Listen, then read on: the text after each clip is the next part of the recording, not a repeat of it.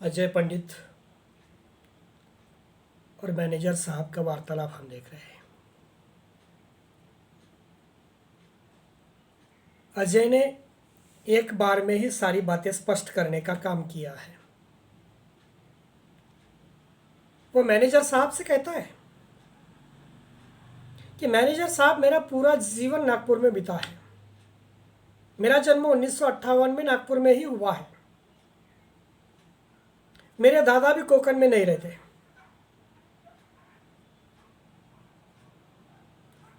मेरे पिताजी के पिता यानी मेरे दादाजी कोकण से इधर आए। मेरे दादा से पहले वाली पीढ़ी ही कोकण में रहती थी। हम तो 3 पीढ़ियों से यहाँ पे रहने लगे हैं, कोकण में नहीं है। न हमको वहाँ कुछ पता है और न वहाँ के कुछ रीति रिवाज हमें पता है। फिर खुद को कोकणस्थ कैसे कहूँ? मैनेजर साहब ने कहा। तो क्या हुआ? आपके दादा के पिताजी यानी आपके परदादा कोकण के थे। जो कोकण के हैं वे कोकण के ही कहलाएंगे। मैनेजर साहब उसे फिर से समझाने लगे। भले ही उनकी पीढ़ियां बाद में कहीं भी रहे, लेकिन आप भी कोकणस्थ हैं। कोकणस्थ ब्राह्मण कहलाना अपने आप में बड़े गौरव की बात है। यह हमारी परंपरा रही है। अजय ने फिर से अपनी बात स्पष्ट करने की कोशिश की।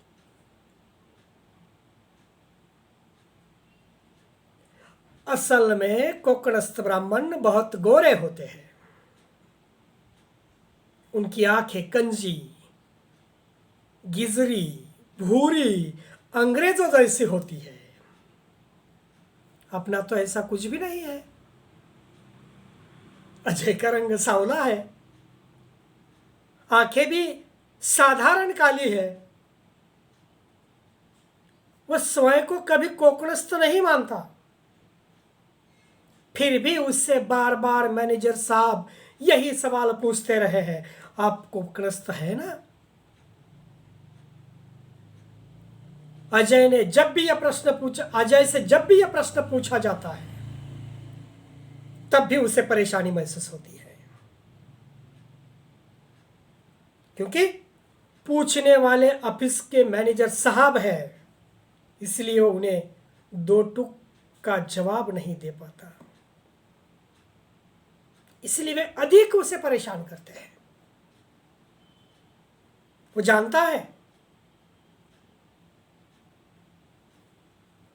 मैनेजर साहब की भी कई पीढ़ियां नागपुर में ही बीती है। उनके पिताजी पूजा पाठ किया करते थे, हिंदू धर्म का प्रचार का काम किया करते थे। वे भी प्रत्यक्ष और परोक्ष रूप से हिंदू धर्म का प्रचार का काम करते रहते हैं, मगर वे बड़े होशियार हैं। बदलते समय को पहचान रहे हैं वे। अंततः उन्हें कहना है कि समय और अवसर देखकर बात वे किया करते हैं। कब धर्म का प्रचार की बात करनी है और कब चुप रहना है, वे बहुत ठीक से जानते हैं। ऑफिस के बाद घर जाने के पहले थोड़ी देर रुककर मैनेजर साहब आपस की बातें जरूर किया करते दफ्तर में, और उसी वक्त अन्य लोग भी दफ्तर में रहते हैं। ऐसे ही समय में दफ्तर छूटने वाला है, छुट्टी होने वाली है, उसी वक्त फिर से अजय को वही सवाल पूछा, अजय आप कोकणस्थ है ना?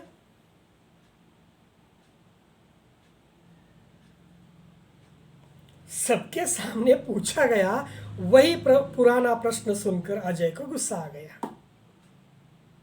वो थोड़ी सी ऊंची आवाज करके बोला, सर कोकणस्थ हो या कहीं के भी हो, सबसे पहले इंसान होना जरूरी है। मैं इंसान को महत्व देता हूं, फिर वह किसी भी क्षेत्र का हो, किसी भी जाति का हो या किसी भी धर्म का हो, इंसान होना जरूरी है।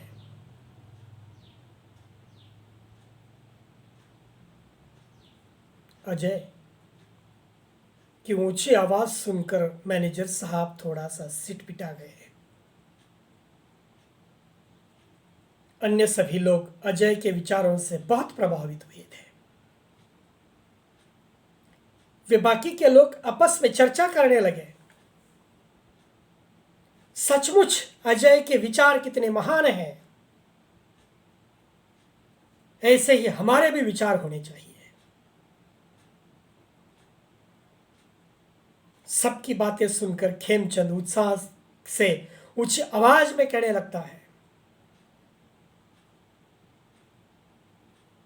जाति धर्म की बातें ही इंसानों को अलग अलग बांटती है। बहुत महत्वपूर्ण बात है ये। जाति धर्म की बातें ही इंसानों को अलग अलग करती है। यदि हम इनसे ऊपर उठकर सोचे तो आपसी मतभेद ही न रहेंगे। सब अपना धर्म मानते हुए आपस में प्रेम के साथ रह सकते हैं, मगर इसके लिए मानव धर्म को मानने वालों के विचारों को भी होना जरूरी है। इंसानियत की भावना यहीं पे होनी जरूरी है।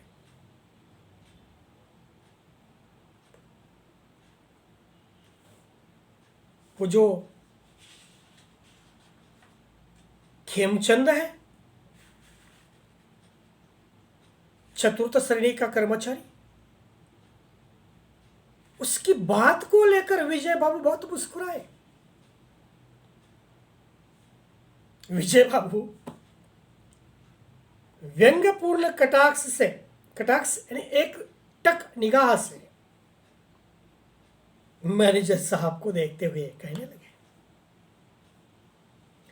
अजय की तरह यदि सभी लोग ऐसे सोचने लगे तो गुजरात 2002 जैसा कांड होगा और ना ही गोहाना कांड जैसे कांड होंगे। खेमचंद जैसे हमेशा की तरह सिर झुकाए चुपचाप अपने काम में लगा रहता है, मगर इस समय बड़े साहब के साथ विजय से बोला, मैनेजर साहब ब्राह्मण है, मगर अजय पंडित भी तो ब्राह्मण है,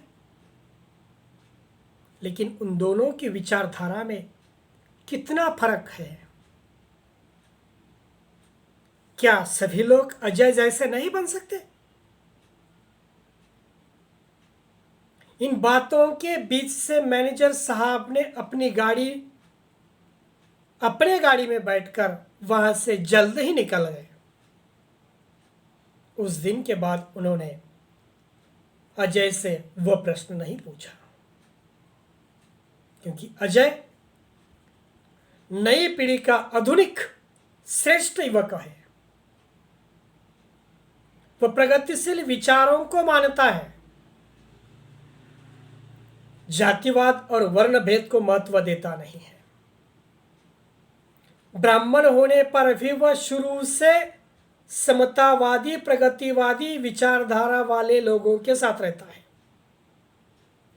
ब्राह्मण होने पर भी वह शुरू से समतावादी यानी जो समानता को मानते हैं, प्रगतिवादी, जो प्रगतिवादी विचारधारा को लेकर चलते हैं, ऐसे लोगों के साथ उसका उठना बैठना है। इसीलिए खेमचंद और विजय को अलग वो नहीं मानता। खेमचंद राठौर ऑफिस में चतुर्थ श्रेणी का कर्मचारी है। वह सफाई और चपरासी का काम करता है। वैसे चपरासी के काम के लिए अन्य वर्ण के लोगों को ही रखा जाता है, मगर यहां उसे चपरासी का काम भी करना पड़ता है। मैनेजर साहब अपने चेंबर में घंटी बजाते हैं, खेमचंद तुरंत हाजिर हो जाता है। साहब अपने टेबल की फाइल दूसरे टेबल पर जाने के लिए कहते हैं तो वही वो काम करता है।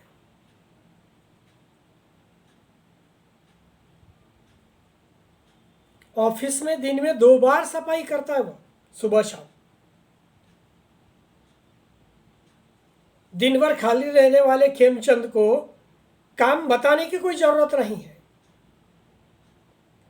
ऑफिस के झाड़ू पोछे के बाद खेमचंद हाथ पैर धोकर चपरासी के काम के लिए तैयार रहता है। अजय उसी से पानी मंगवाता है, वो तुरंत पानी लाकर देता है। अजय के साथ पूरे स्टाफ को वो पानी देता है। ऑफिस की कर्मचारी पदाधिकारी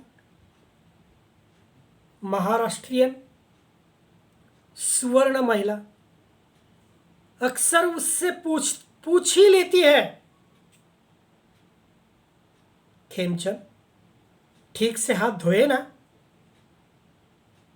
गिलास को अच्छे से धोया ना। खेमचंद हंसकर कहता है, जी मैडम जी। ये स्वर्ण महिलाएं खेमचंद के कपड़े, हाथ पैर और काम को देखकर मन ही मन में उससे छुआछूत मानती है। वे अपनी आप की बोतल साथ रखती है। मैनेजर साहब के दिल में क्या है साफ साफ पता नहीं चल पाता, फिर भी सबकी बातों और विचारों को सुनकर वे चुप रहते हैं। मगर इतना जरूर है कि खेमचंद को सामने देखकर वे उसके हाथ पैर और कपड़ों का निरीक्षण जरूर करवाते हैं। वे विजय को डटकर कहते हैं, कम से कम मेरे चैम्बर में पानी तुम पहुंचाया करो। ओबीसी कोटे का विजय यादव तमक कर कहता है, साहब इतना काम है कि मैं नौकरी छोड़ दूंगा, इतना काम मुझसे नहीं होता। तब साहब चुप रह जाते हैं। असल में ऑफिस में चपरासी के लिए विजय यादव की नियुक्ति की गई है, मगर एचएससी पास विजय को चपरासी के बजाय बाबू का कार्यभार संभालना पड़ता है। बाबू क्लार्क, टाइपिस्ट। बाबू का काम करते करते वो पूरा बाबू बन चुका है। ऑफिस में ज़्यादा काम है और लोग कम हैं। यही स्थिति और अपने टेबल का पेंडिंग वर्क बताते हुए विजय चपरासी का काम खेमचंद से ही करवाना चाहता है। बाकी का कल देखेंगे।